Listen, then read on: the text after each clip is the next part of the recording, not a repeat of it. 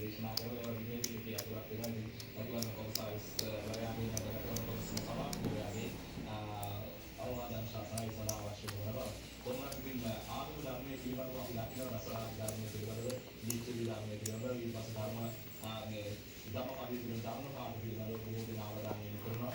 ඉතින් ඒක හොඳයි. ඊනවා වගේ ආදර්ශ වෙනකොට සිද්ධ කරලා දෙන්නවා නම් හොඳයි කියලා තමයි කියන්නේ. කොහොමද ප්‍රධාන අපේක්ෂකයන් දෙදෙනාගේ ජනවැල් පිළිබඳව පුවත්පත් අවධානය යොමු කරනවා. පොතාපියන් ආරම්භයක ජනවැල් 11ට කියලා දිවින පුවත්පත් කියනවා. ශ්‍රී ලංකා පොලිකර කර්මයේ ජනාධිපති අපේක්ෂක ගෝඨාභය රාජපක්ෂ මහතා සහභාගී වෙන ජනවැල් 11 අද ඉතින් 26 වෙනිදා සහ 27 වෙනිදා පැවැත්වෙනවා. අද පැවැත්වෙන ජනවැල් ත්‍රිකුණාමලයේ මුතුන් අපකලේ කාර්යාලය පස්සලහා නියුව නැකවරන පොත්තාකවලදී පැවැත්වෙන බව කියනවා.